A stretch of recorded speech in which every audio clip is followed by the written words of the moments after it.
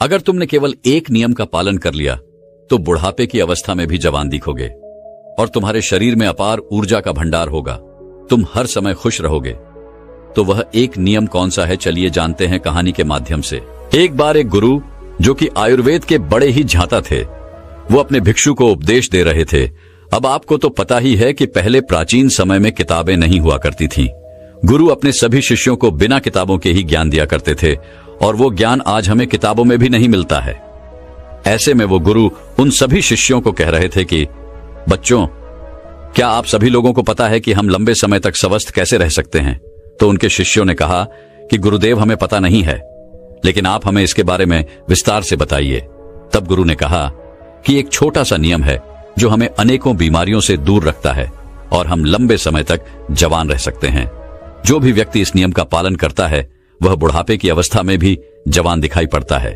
उसके चेहरे पर तेज रहता है, उसकी त्वचा में एक चमक रहती है, वह हर समय ऊर्जा से भरपूर रहता है। और जो व्यक्ति इस नियम का पालन नहीं करता है वह भरी जवानी में ही बुढ़ा दिखाई देने लगता है। उसके बाल सफेद हो जाते हैं, चेहरे पर झुर्रियां पड़ जाती है, त्वचा रूखी रूखी हो जाती है और वह हमेशा थका थका महसूस करता है। इसलिए आज जो मैं तुम्हें नियम बताने वाला हूं उसे तुम बड़े ही ध्यान से सुनना, क्योंकि यह एक छोटा सा नियम आपके पूरे जीवन को बदल सकता है। तभी एक शिष्य ने कहा कि गुरुदेव, क्या वो नियम सरल है? क्या उस नियम को हम सभी आसानी से अपना सकते हैं? शिष्य की बात सुनकर गुरु मुस्कुराए और बोले, हाँ, ये नियम बहुत सरल है और इसे हर व्यक्ति अपना सकता है। तुम भी अपना सकते हो। ये नियम बहुत आसान है, बस तुम्हें इसका ठीक से पालन करना आना चाहिए।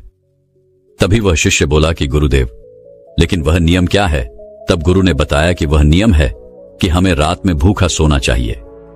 गुरु की बात सुनकर शिष्य घबरा गया और गुरु से बोला कि गुरुदेव, यह आप क्या कह रहे हैं?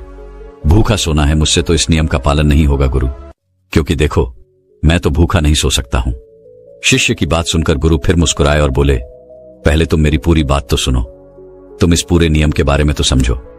मैं तुम्हें यह थोड़ी कह रहा हूं कि तुम सुबह भोजन करो और इसके बाद भोजन ही ना करो और रात को भूखे सोने जाओ। फिर गुरु ने सभी शिष्यों से कहा, अब आप सभी लोग मेरी बात को ध्यान से सुनो। और फिर गुरु ने बताना शुरू किया कि अब तक आपने अपने जीवन शैली में जो भी बदलाव किए हैं, जिन नियमों का पालन किया है, उन सभी में से जो आज का नियम है वह महत्वपूर्ण है। यह आपको बहुत अधिक लाभ देगा। यह नियम कोई कठिन नियम नहीं है, आप सरलता से इसका पालन कर सकते हैं। इसके लिए सबसे पहले आपको इस बारे में पता होना चाहिए कि हमारे शरीर में एक प्राण शक्ति होती है जो हमारे सभी कार्यों को संपादित करती है। जैसे कि जब हम भोजन करते हैं तो वो प्राण शक्ति हमारे भोजन को पचाने में लग जाती है। हम कोई दिमाग का कार्य कर रहे होते हैं तो उस समय वो प्राण शक्ति उस दिमागी कार्य को ठीक तरीके से संचालित करने में लग जाती है। जब हम दौड़ रहे होते हैं तो दौड़ते समय भी हमारी जो प्राण शक्ति है वो कार्य करती है। वो प्राण शक्ति हमारे शरीर के हर कार्य को संपादित करती है। लेकिन यहां पर एक बात समझने वाली यह है कि प्राण शक्ति केवल एक समय में एक ही कार्य कर सकती है। अगर आप भोजन करते हैं और भोजन करने के तुरंत बाद अगर आप कुछ गहरी सोच में पड़ जाते हैं तो आपके पाचन तंत्र पर इसका प्रभाव पड़ेगा, क्योंकि जो प्राण शक्ति है वो पूरे तरीके से पाचन पर लग ही नहीं पाती है, उसे तो आपने बांट दिया है। प्राण शक्ति का काम था कि जो भोजन आपने खाया है वो उसको पचाए, लेकिन आप तो गहरी सोच में डूब गए और प्राण शक्ति को एक नया काम मिल गया। अगर आप भोजन करने के बाद कोई शारीरिक परिश्रम करना शुरू कर देते हैं या फिर तेज तेज चलना शुरू कर देते हैं तो यह भी ठीक नहीं है, क्योंकि प्राण शक्ति जो पूरी तरह से पाचन पर लगती थी वो अब आपके तेज चलने पर खर्च हो रही है। इसलिए आपको भोजन करने के बाद बहुत तेज नहीं चलना है, नहीं तो आपकी प्राण शक्ति आपके तेज चलने की तरफ आकर्षित हो जाएगी। इसीलिए आपको भोजन करने के बाद धीरे धीरे ही टहलना है। इसके बाद गुरु ने उन शिष्यों को कहा कि यह तो तुम्हें समझ में आ गया होगा कि प्राण शक्ति एक समय में एक ही काम यह कर सकती है। लेकिन जब आप देर रात में भोजन करते हैं, देर से आप खाना खाते हैं, तो पता है क्या होता है? इससे हमारे शरीर पर 3 प्रभाव पड़ते हैं। अब आप सभी इन 3 प्रभावों को ठीक से समझो। पहला प्रभाव जो हमारे शरीर पर पड़ता है वो यह है कि जो आपकी जठराग्नि होती है वो सूर्य के साथ काम करती है। यानी कि जैसे जैसे सूर्य का उदय होता है तो आपकी जो पाचन अग्नि है वह बढ़नी शुरू हो जाती है। दोपहर में वह बढ़ जाती है और संध्या काल में वह थोड़ी मंद पड़ जाती है। इसीलिए संध्या काल में हल्का भोजन करें और यही ठीक रहता है। और आपको यह भी ध्यान रखना होता है कि आपको शाम का भोजन सूर्य अस्त होने से पहले ही कर लेना है। अगर सूर्य अस्त हो गया तो आपकी जो जठराग्नि है वह बिल्कुल कम हो जाएगी, और उस मंद जठराग्नि में जब आप भोजन करते हैं तो वो भोजन ठीक से नहीं पचता है।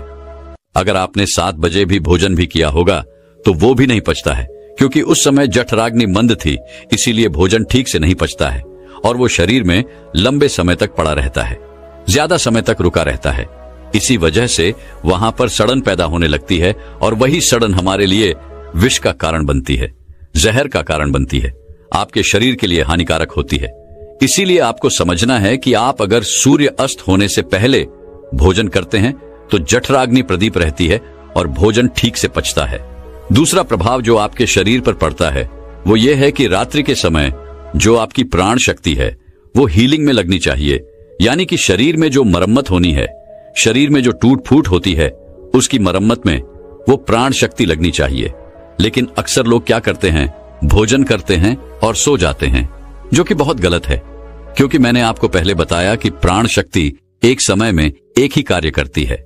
लेकिन जब आप खाना खाकर तुरंत सो जाते हैं तो आपकी क्रॉनिक शक्ति पूरी तरह भोजन को पचाने में लगी रहती है, और इस वजह से वो हीलिंग का कार्य जो है वो नहीं कर पाती है, शरीर की मरम्मत नहीं कर पाती है। और जब वो प्रक्रिया निरंतर चलती रहती है, यानी कि आप खाते हैं और सो जाते हैं, तो फिर बहुत सारी बीमारियां शुरू होने लग जाती हैं, क्योंकि आपके शरीर की मरम्मत हो ही नहीं पाती है। आपकी प्राण शक्ति ठीक से अपना कार्य नहीं कर पाती है, वो हीलिंग का मरम्मत का कार्य नहीं कर पाती है, और इसी वजह से अनेक बीमारियां पैदा हो जाती हैं।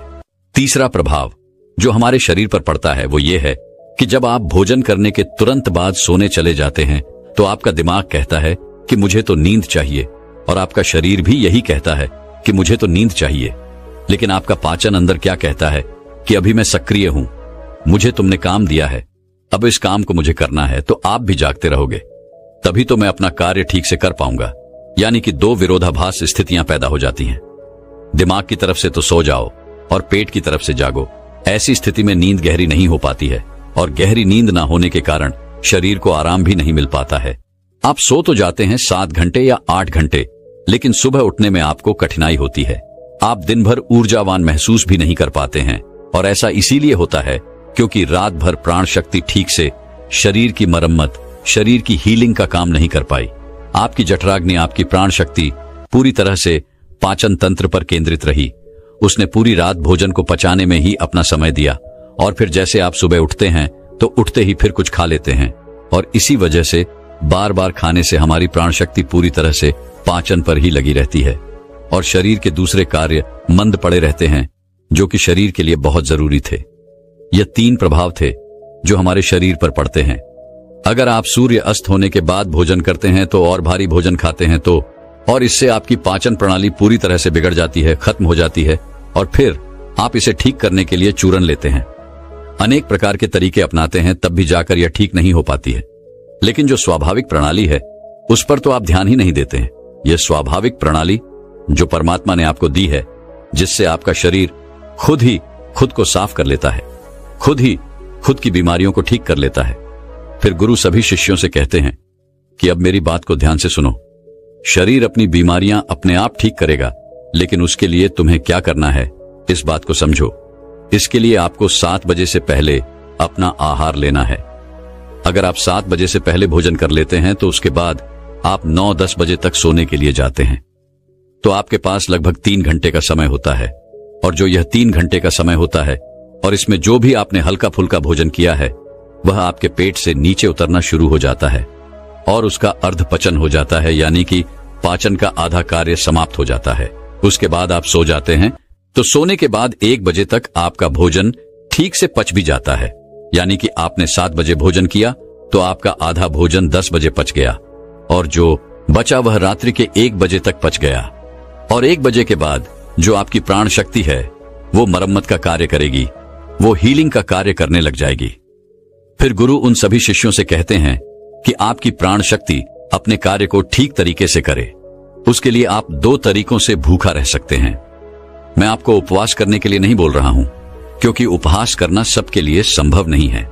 जो मैं आपको बता रहा हूं इसको कहा जाता है अर्धोपवास, या इसे प्रातकालीन उपवास भी कहते हैं। इसमें आपको उपवास करना है। वह उपवास आपको 16 घंटे का करना होता है और इसकी शुरुआत आप ऐसे कर सकते हैं कि आपने शाम को जो भोजन किया था 7 बजे, उसके बाद अगले दिन आप 7 बजे ही भोजन करें, क्योंकि जब आप 7 बजे भोजन कर लेते हैं तो वह भोजन आपका रात्रि में 1 बजे तक पच जाता है। उसके बाद आपके शरीर के पास लगभग 6 घंटे होते हैं और इस 6 घंटे में प्राण शक्ति शरीर की मरम्मत का कार्य करती है। आप शाम को 7 बजे भोजन करें और उसके बाद सुबह 7 बजे भोजन करें, और यह नियम हर कोई अपना सकता है। यह बिल्कुल सरल है। लेकिन अगर आप रात को 8, 9 या फिर 10 बजे भोजन खाते हैं तो आप अपने इस नियम को बदले और 7 बजे भोजन शुरू करें, क्योंकि यह छोटा सा नियम आपके जीवन में बड़ा बदलाव करेगा। दूसरी सारी चीजें बाद में, पहले अपने शरीर के स्वाभाविक प्रणाली को ठीक करना है। अगर आपको इस नियम से और भी ज्यादा फायदा लेना है तो आप शाम को 7 बजे भोजन कीजिए और उसके बाद सुबह 11 बजे भोजन करिए। अगर आप 7 से 11 बजे भोजन करते हैं तो आपके शरीर के पास 16 घंटे होते हैं, जिसमें वह भोजन का पाचन भी करेगा और उस भोजन को पचाने के बाद वो रिपेयरिंग का काम करना भी शुरू कर देगा। इस प्रकार से जब आप अपने शरीर को आराम देते हैं, पाचन तंत्र को रिलैक्स होने देते हैं, प्राण शक्ति को अपना कार्य करने देते हैं, तो ये प्राण शक्ति आपके पूरे शरीर को प्रभावित करेगी, पूरे सिस्टम को ठीक करेगी और आपको ये प्रभाव 15 से 20 दिन में दिखना शुरू हो जाएगा। अगर आपको कोई गंभीर बीमारी है तो वह ठीक होना शुरू हो जाएगी। अगर आपकी त्वचा खराब है तो वह भी ठीक होने लगेगी। आपकी त्वचा ग्लो करेगी। अगर आपके बाल बहुत ज्यादा झड़ते हैं तो आपके बाल भी मजबूत होंगे, और अगर आपके बाल सफेद हो चुके हैं तो वह भी धीरे धीरे काले होना शुरू हो जाएंगे। अगर आप बहुत थका थका महसूस करते हैं तो आप ऊर्जावान महसूस करने लगेंगे। अगर आप वजन बढ़ाना भी चाहते हैं तो आपका वजन भी बढ़ेगा, लेकिन जो एक्स्ट्रा फैट होता है वह कम हो जाएगा, क्योंकि मोटापा अनेक बीमारियों को जन्म देता है। यह नियम आपके लिए हर प्रकार से उपयोगी है। तभी गुरु की बात सुनकर उनमें से एक शिष्य खड़ा हुआ और उनसे बोला कि गुरुदेव, मेरे मन में 2 प्रश्न उठ रहे हैं, कृपा करके आप उनका भी जवाब दीजिए। गुरु ने कहा कि पूछो बेटा, तुम्हारा क्या प्रश्न है? तब शिष्य ने कहा कि गुरुदेव, अगर हम शाम को 7 बजे भोजन करते हैं तो उसके बाद हम 10 बजे तक सोने जाते हैं, तो अगर हमें भूख लगे तो हम क्या करें? शिष्य की बात सुनकर गुरु ने कहा कि बेटा, इसके लिए तुम्हें सबसे पहले यह समझना होगा कि हमारे शरीर की प्रत्येक कोशिका का एक सिस्टम होता है। वह बाहर से कैलोरी लेती है जो हम भोजन खाते हैं, उससे वह ऊर्जा का निर्माण करती है और उसी से हमारा शरीर भी चलता है। लेकिन अगर कोशिकाओं को निरंतर बाहर से आहार मिलता रहता है तो उसी से वह निरंतर ऊर्जा बनाती रहती है। लेकिन जब आप कुछ समय तक भोजन नहीं करते हैं और बाहर से कोशिकाओं को ऊर्जा मिलना बंद हो जाती है, तो ऐसी स्थिति में कोशिकाएं अपने अंदर जो वेस्ट मटेरियल पड़ा रहता है उससे ही, चाहे वह गलत तरीके का प्रोटीन ही क्यों ना हो, कोई बैक्टीरिया ही क्यों ना पड़ा हुआ हो, वह उनका शोषण करके ऊर्जा का निर्माण करना शुरू कर देती है। इस स्थिति में कोशिकाओं की सफाई होना शुरू हो जाती है और इस प्रक्रिया को ऑटोफिजिक कहते हैं। और इस प्रक्रिया में यह होता है कि जो कोशिकाओं के अंदर एक संरचना होती है जिसे लाकोस्टोन कहा जाता है। लाकोस्टोन के अंदर कुछ एंजाइम होते हैं और यह एंजाइम जो वेस्ट मटेरियल कोशिका के अंदर है उसका पाचन करके उससे ऊर्जा का निर्माण करना शुरू कर देते हैं। यानी कि आपकी कोशिकाएं जब उसे बाहर से ऊर्जा नहीं मिलती है तो वह अपने अंदर के वेस्ट मटेरियल को इकट्ठा करके उसी से ऊर्जा बनाती है, और इसी तरीके से हमारे शरीर की डिटॉक्स प्रणाली भी शुरू हो जाती है। ये डिटॉक्स प्रणाली जो है वह एक ही तरीके से शुरू हो सकती है, और वह ये है कि जब आप कुछ समय तक आहार नहीं लेते हैं। दिन में पूर्ण उपवास करना लोगों के लिए संभव नहीं होता है, कठिन पड़ता है, लेकिन आप इस नियम में अधिकतर समय सो ही रहे होते हैं। तो अगर आप 16 घंटे का नियम अपनाते हैं, शाम को 7 बजे भोजन करके अगले दिन 7 बजे या फिर हो सके तो 11 बजे भोजन करते हैं, तो इससे भी आपको कोई कठिनाई नहीं होगी, क्योंकि इस समय भी आप अधिकतर समय सो ही रहे होते हैं और उसके बाद आप अपने सुबह के नियम और प्रक्रिया में लगे रहते हैं, जिससे समय निकल जाता है और आपको उपवास का एहसास नहीं होता है। फिर गुरु ने शिष्य से कहा कि बेटा, अगर आपको 7 बजे खाना खाने के बाद भी भूख लगती है तो आप उस समय नारियल पानी ले सकते हैं, क्योंकि यह आपकी डिटॉक्स प्रणाली में कोई बाधा नहीं बनता है। इसके साथ आप एक कार्य और कर सकते हैं जिससे कि आपकी भूख पर प्रभाव भी पड़ेगा और जो आपकी डिटॉक्स प्रणाली है वो भी बेहतर तरीके से काम करने लगेगी। इसके लिए आपको सोने से पहले त्रिफला का प्रयोग करना है। जब आप सोने जाएं तो उससे पहले आधा छोटा चम्मच या फिर एक छोटा चम्मच सामान्य जल के साथ इसे ले लें। जब हम त्रिफला चूर्ण लेकर सोते हैं तो इससे डिटॉक्स प्रणाली और भी बेहतर तरीके से काम करने लगती है। जिनका मल बहुत ज्यादा रुकता है उनके लिए यह वरदान है। इसके बाद वो गुरु मौन हो जाते हैं। एक बार एक गुरु एक नगर में स्वास्थ्य से जुड़ा उपदेश दे रहे थे कि आज मैं आप सभी को ऐसे 3 धीमे जहर यानी स्लो पॉइजन के विषय में बताने जा रहा हूं, जो आज के समय में लगभग सभी व्यक्ति उन चीजों को खा रहे हैं और वह चीजें अंदर ही अंदर व्यक्ति के शरीर को खराब करती जा रही है, नष्ट करती जा रही है। चाहे उसका पाचन तंत्र हो, इम्यूनिटी हो, उसकी आंखें हो, बाल हो, त्वचा हो, इन सभी चीजों को वह प्रभावित कर रही है। साथ ही साथ वह मानसिक स्तर पर भी व्यक्ति को चिंता तनाव की स्थिति में डालने का काम कर रही है। तो अगर आपको अनेक स्वास्थ्य संबंधी समस्याओं से बचना है तो आज के इस मार्गदर्शन को जरूर ध्यान से समझिए। आज मैं आपको यह भी बताऊंगा कि क्यों इन चीजों को छोड़ना चाहिए और साथ ही साथ हमारे शास्त्रों में क्या बताया गया है। इनके स्थान पर कौन सी ऐसी चीजें हैं जो आप प्रयोग कर सकते हैं और जिसका आपके शरीर पर कोई नुकसान नहीं होगा। इन चीजों को छोड़ने में आपको कठिनाई नहीं होगी, क्योंकि मैं इनका विकल्प भी आपको बताऊंगा कि इनको छोड़ना है तो दूसरी कौन सी चीजें हैं जिनको आपको प्रयोग करना है। फिर गुरु सभी से कहते हैं कि हमारे शरीर को संचालित होने के लिए ऊर्जा की आवश्यकता होती है और यह ऊर्जा हमें ग्लूकोज से प्राप्त होती है। ग्लूकोज हमारे शरीर के लिए अच्छा है, लेकिन यहां पर यह जानना बहुत जरूरी है कि किस माध्यम से हमें वह ग्लूकोज प्राप्त हो रहा है, कितनी मात्रा में हमें वह चाहिए और क्या उसकी गुणवत्ता है। कहीं उसमें केमिकल तो नहीं है। अगर उसमें अधिक केमिकल मिले हुए हैं तो वह हमारे शरीर को नुकसान पहुंचा रहे हैं, तो हमें उसका सेवन करना बंद कर देना चाहिए। फिर गुरु कहते हैं कि पहला जहर है चीनी। आपको पता नहीं है कि चीनी कितनी अधिक नुकसान पहुंचाने वाली चीज है। आप उसे खाते रहते हैं, बाजार में गए मिठाइयां ले ली, बहुत सारी कोल्ड ड्रिंक आप पीते रहते हैं, बहुत सारे ऐसे खाद्य पदार्थ, एक पेस्ट्री आदि आप खाते रहते हैं। इनमें कितनी अधिक मात्रा में चीनी होती है, इसलिए आपको इनका सेवन बंद करना होगा, क्योंकि ये अंदर ही अंदर आपको बहुत नुकसान पहुंचा रही है। आपको आज पता नहीं चलेगा, लेकिन एक समय के बाद जब इनके दुष्प्रभाव दिखने शुरू होंगे तब आपको दिखेगा कि कितना नुकसान हमें हो गया। हमारे शास्त्रों में गुड़ का बहुत महत्व बताया गया है। गुड़ में बहुत सारे पोषक तत्व होते हैं, उससे आपके शरीर पर अच्छे प्रभाव पड़ते हैं। बहुत सारे एंजाइम होते हैं। भोजन करने के बाद भी अगर आप थोड़ा गुड़ लेते हैं तो ये आपके पाचन तंत्र को दुरुस्त करता है, जो आपकी लार गुड़ के माध्यम से जाती है। वह भी पाचन को बहुत अच्छा करती है, मजबूत बनाती है और इसमें केमिकल की मात्रा बहुत कम होती है। और ऐसे गुड़ भी आपको प्राप्त हो जाएंगे जिसमें कोई केमिकल नहीं डाला जाता है। तो आपके लिए सबसे अच्छा क्या है? चीनी के स्थान पर पहली चीज जो आप प्रयोग कर सकते हैं वो है गुड़।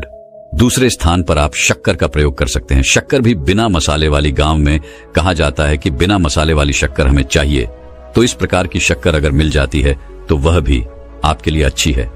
चीनी की तुलना में कैसी भी शक्कर हो, वह चीनी से 1000 गुना बेहतर है, तो शक्कर का प्रयोग आपको करना है।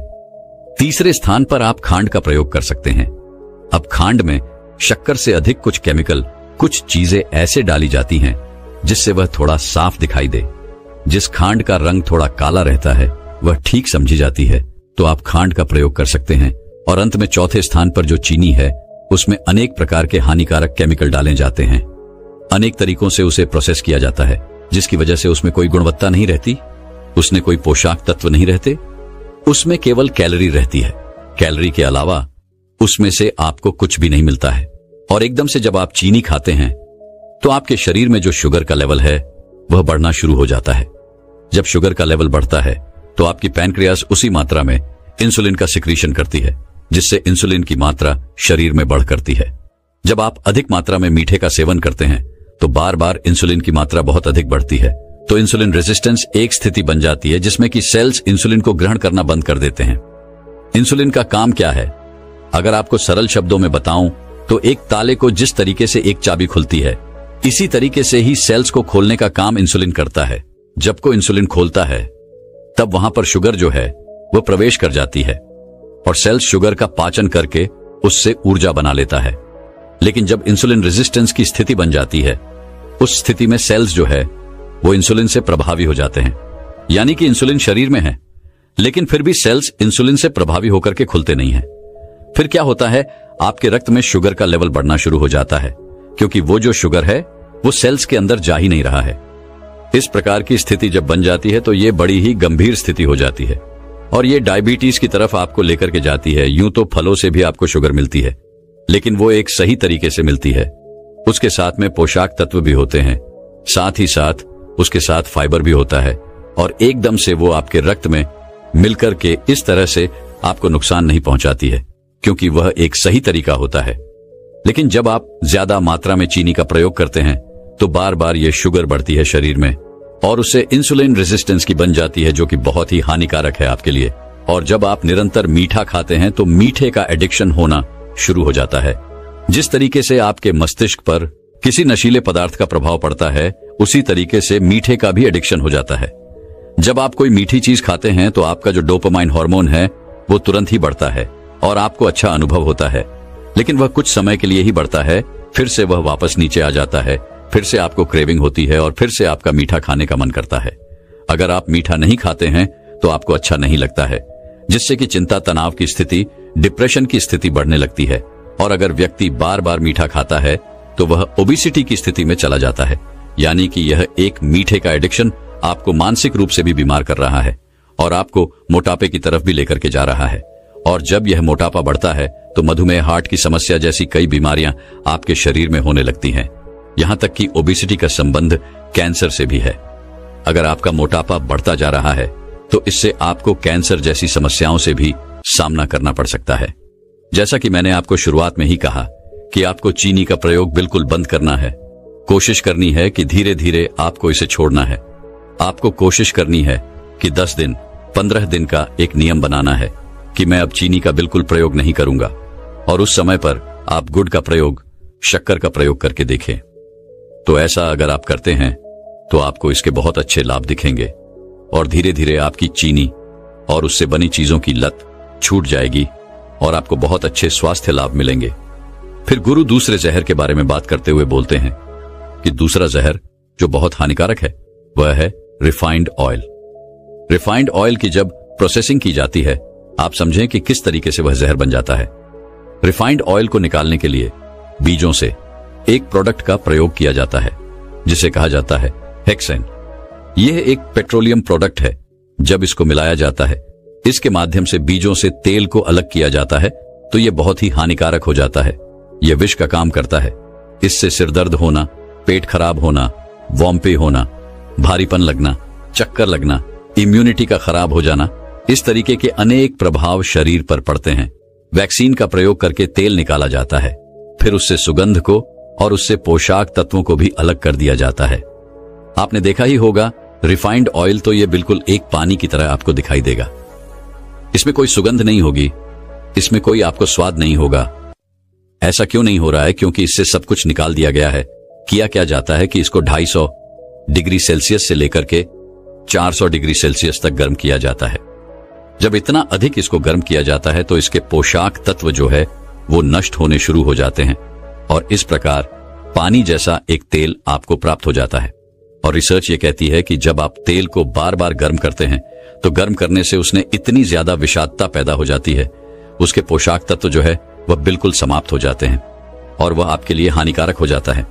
यहां तक कि वह आपके डीएनए के लेवल तक आपको नुकसान पहुंचा सकता है। डीएनए के स्ट्रक्चर को भी वह डिस्टर्ब कर सकता है। ये इतना ज्यादा हानिकारक हो जाता है। तो रिफाइंड ऑयल जो है वह पहले से बहुत अधिक पका हुआ होता है।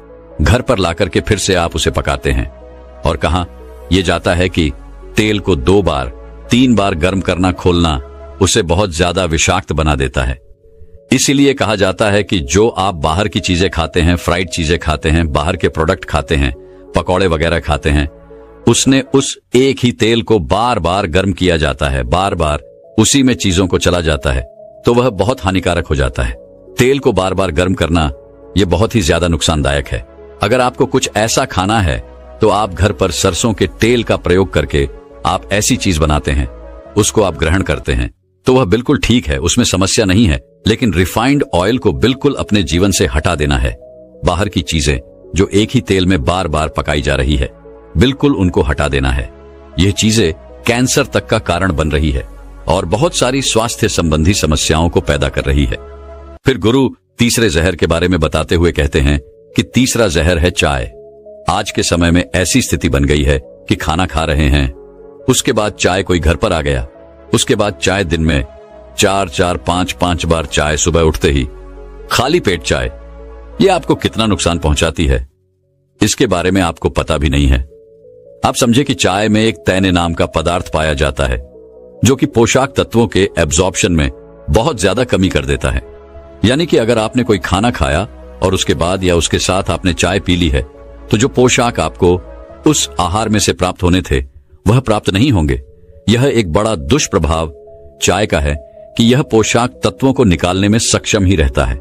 शरीर में ऐसी स्थिति बन जाती है किसी भी खाद्य पदार्थ के साथ चाय का प्रयोग करने से, और जब उसमें से पोषक तत्व नहीं निकलते हैं वह ठीक से पचता नहीं है और भी बहुत सारी समस्याएं हो सकती हैं। दूसरे स्थान पर चाय में जो कैफीन होता है वह आपके शरीर को अति सक्रिय कर देता है, यानी कि रेस्टलेसनेस की स्थिति में शरीर चला जाता है। अनिद्रा की स्थिति बढ़नी शुरू हो जाती है। माइग्रेन, हार्ट की प्रॉब्लम बढ़नी शुरू हो जाती है। क्यों बढ़ रही हैं? क्योंकि शरीर आराम की स्थिति में नहीं है। शरीर को एक संकेत मिल रहा है कि और काम कर, और काम कर इस तरीके से। जब शरीर में निरंतर एक प्रक्रिया चलती रहती है तो व्यक्ति का जो हार्ट है वह एक वेस्ट की स्थिति में नहीं जा पाता है। हार्ट से संबंधित समस्याएं, माइग्रेन, नींद नहीं आती है, इंसोम्निया की समस्या बढ़ती है, अनेक प्रकार की इस तरीके की समस्या बढ़ती है। तो ज्यादा मात्रा में ये कैफीन जब व्यक्ति लेता है तो इसका एडिक्शन भी होता है। साथ ही साथ यह इस तरीके की समस्याओं को जन्म भी देता है। तीसरे स्थान पर यह कॉन्स्टिपेशन का कारण बनता है, क्योंकि इसमें एक ऐसी स्थिति बनती है कि यह डिहाइड्रेशन की तरफ लेकर के जाता है। यह शरीर को सूखाता है, रुका करता है, और इस कारण से कॉन्स्टिपेशन बढ़ता है, मल सख्त होना शुरू हो जाता है। और चाय के अधिक प्रयोग से कॉन्स्टिपेशन की समस्या होती है। जिनको कॉन्स्टिपेशन है वह थोड़ी मात्रा में भी चाय का प्रयोग करते हैं तो कॉन्स्टिपेशन की समस्या बढ़ सकती है। तो यह कॉन्स्टिपेशन को भी बढ़ाता है, और कॉन्स्टिपेशन के बढ़ने से फिर पील्स जैसी और भी समस्याएं हो सकती हैं। तो ये वो 3 जहर हैं जिनका प्रयोग सामान्यतः व्यक्ति कर ही रहा है। अब चाहे तो वह पी ही रहा है, कहीं भी अतिथि के रूप में जाता है, चाय मिलती ही है। दूसरे स्थान पर चीनी का प्रयोग कर ही रहा है। चाय में, दूध में, घर पर बनने वाली चीजों में, बाहर से आने वाली चीजों में, कोल्ड ड्रिंक में, बहुत सारी चीजों में चीनी का प्रयोग वह कर ही रहा है। और रिफाइंड ऑयल के प्रति भी वह सजग नहीं रहता। कई बार अपने घरों में, कई बार बाहर वह इन चीजों का प्रयोग करता रहता है। फिर गुरु अपना उपदेश समाप्त करते हुए कहते हैं कि 1 महीने तक आप यह प्रयोग करके देखें। जो मैंने 3 चीजें कही हैं उनको छोड़ करके देखें। विकल्प के रूप में जो चीजें कही हैं उनको प्रयोग करके देखें। सरसों के तेल का प्रयोग करें, गुड़ का, शक्कर का, खांड का प्रयोग करें, और जो चाय है उसको छोड़ करके आयुर्वेदिक चाय का प्रयोग कर सकते हैं। इन चीजों का अगर आप प्रयोग करते हैं तो आप देखेंगे कि यह बहुत ही बड़े बदलाव आपके स्वास्थ्य में लेकर के आएगा। आप स्वस्थ रहे, मेरी यही कामना है। आप इन चीजों को समझें, बिल्कुल लापरवाही ना करें। दोस्तों, आप इसके बारे में क्या सोचते हैं? कमेंट में जरूर बताइएगा। और वीडियो अच्छी लगी हो तो वीडियो को लाइक और रोजाना ऐसी वीडियो देखने के लिए हमारे चैनल को सब्सक्राइब जरूर करें। धन्यवाद मित्रों, मिलते हैं अगले वीडियो में।